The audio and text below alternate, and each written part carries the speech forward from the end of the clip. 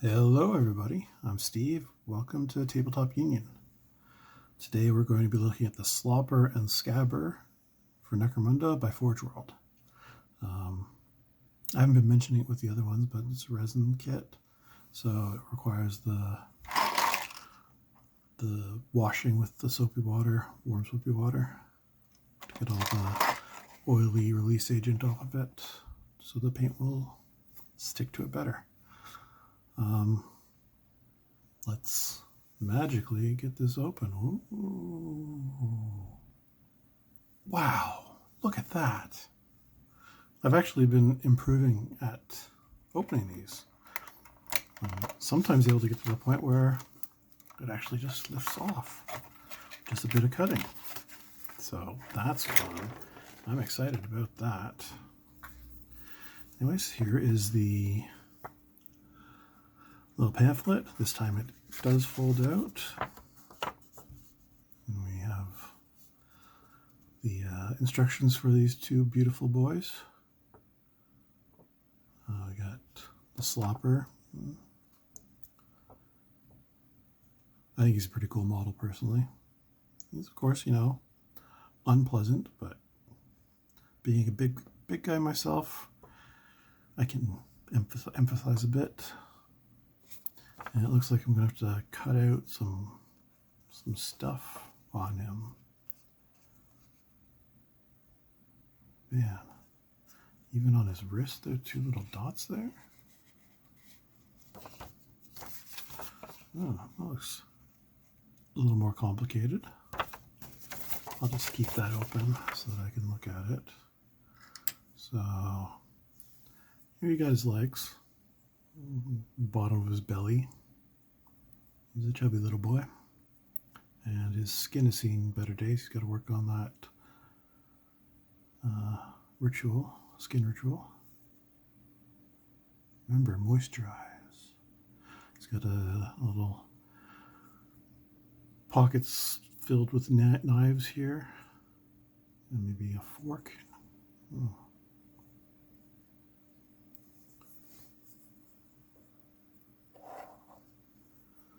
And here we have his top.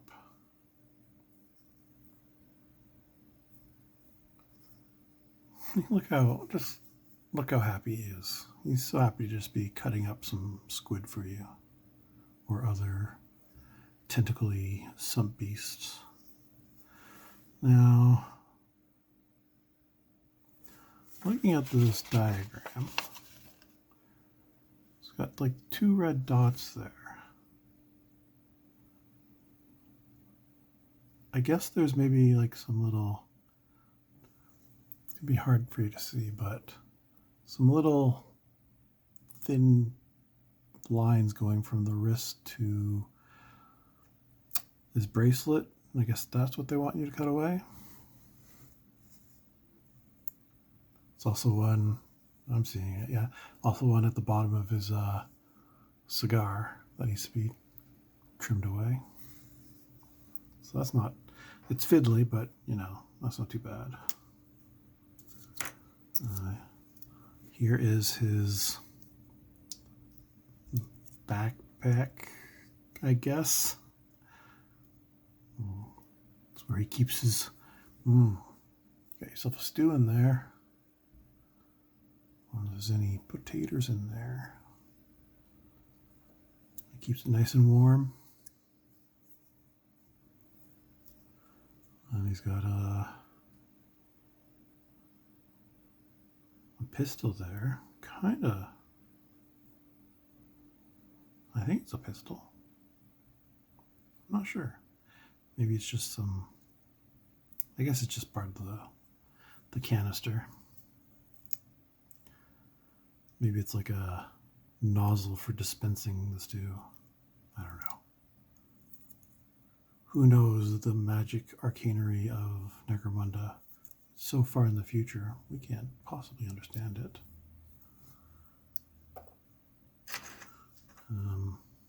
Here we've got the lid of this little pot.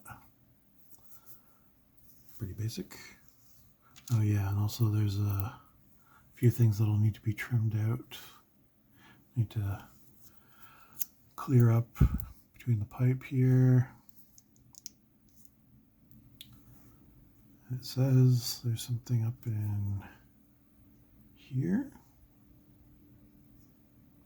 I'll have to give that a closer look. Here's his cutting board that wraps around his mighty girth.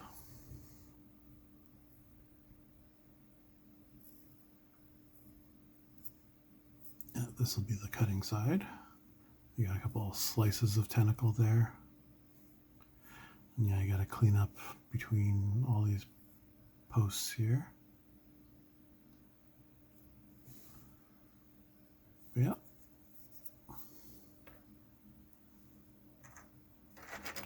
Anything else for him? Oh yeah, here we go. Well, we got his cleaver here. We gotta clean out the holes in it. And this looks like either a temperature or pressure gauge here. And then this is the leg to keep the cutting board up. This arm is holding the tentacle that he's cutting. And he's got himself a shotgun, it looks like. Is that his? Oh wait, no, that's the Scabber's shotgun. Pretty good looking shotgun. Speaking of the Scabber,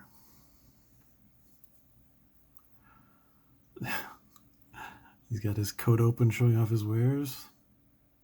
Always reminds me of the little skit from Sesame Street of the guy trying to sell Ernie and O. Would you like to buy an O? That's all the thing I'll do ever. I mean, I'll spare you. Hopefully some of you remember that. I don't know if they still show it. Probably not. But he's got all sorts of little gadgets. I see some dials and some scopes maybe, goggles, some vials, a grenade. Anything a budding young ganger would need. Need to clean up inside the hole of his cloak there. And of course along the bottom. Now he's lost a lot of bits from the gate. Here's one of his legs and his loincloth. Pretty simple. It's got some studded leather, it looks like. Studded leather leggings and then some big old steel toe boots. This is just an arm with a band brace on it. And here's his other arm, beckoning you in to look at his mighty wares. All at a low, low price. It's basically a steal.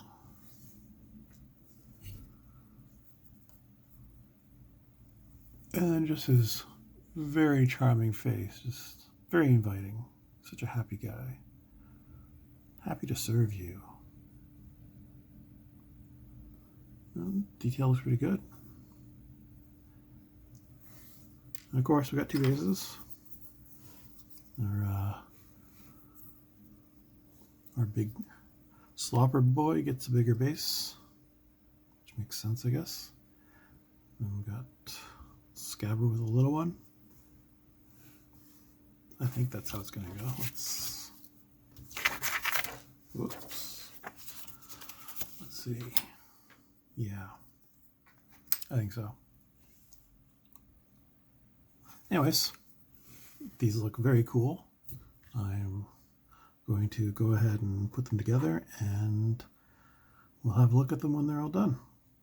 Be right back. All right, so the Slopper and Scabber are both put together. We'll start with the Scabber. Now this guy, I wasn't too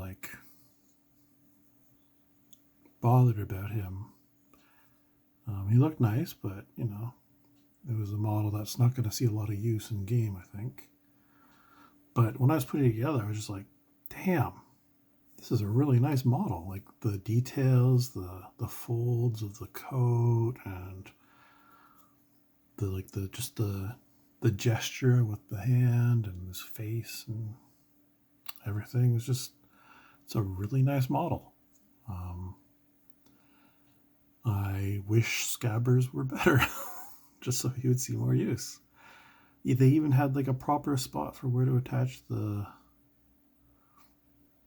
man, is it a shotgun, I guess? I don't know, it's got like a kind of auto gun thing there, but anyways. But it's like attaches, and there's like, you got the little wrappings around the handle, and that's going on some leather strap that's going around, and then attaching down there, wrapped around just past the trigger. Yeah. I was just really impressed with this, and I didn't have any issues putting it together. No problems. Great work, designer. And then we have the Slopper. He was a bit more challenging. Not terribly. I mean, it's just kind of awkward because the way this board is sandwiched between his gut and his fupa. You just had to be careful. Also, a bit of advice, don't put this board in upside down. Not that I did that, of course, because I would never do that. But if you do that, catch it pretty quick so you can flip it around, because it looks a lot better with the proper side up. You don't want any like knives and squid rings hanging down from the bottom of it. Otherwise, yeah, pretty straightforward. Once again, I glued on the backpack because it is just so much of this model. Like, and the lid right now is not glued in, though it is a little tricky to get out. There we go. Because I want to be able to, like, might be pointless, but paint in there, and then when I do glue the lid on, it'll not be fully closed. I'll have it like this, so that you can see a little bit inside, but you're not really seeing it too much. But I just figure, why waste that little detail in there? I suppose I could just not glue it at all and put it like this. It stays in pretty well. I could just take it off when I want to look at that sweet, delicious stew he's got going on. But no, I'll probably, because this will just be like chipping at paint and stuff every time I try and do that. Otherwise, yeah, I like him. He's a very, very hefty, chunky boy. Oh, and I just noticed he's like missing an ear. I think it's supposed to be like that. I think it's probably part of the stew. That would have been a great detail if you could look in and see an ear in there. Wow, that would have been amazing. Anyways, yeah, good model. This is a good kit. I recommend. So, yeah, I'm giving you a few little tips on things to look out for. Once again, I'm only using these bases temporarily. I'll just be able to use a bit of super glue to glue it on. I'll just put an X-Acto knife under there and pop it off. At least that's the theory. Before I put it on some painted Necromunda bases. All right, well, until next time, thanks for coming by. Let me know what you think in the comments. I'm trying not to do all the standard YouTube jazz because, I mean, this is being looked at by 3 people, so.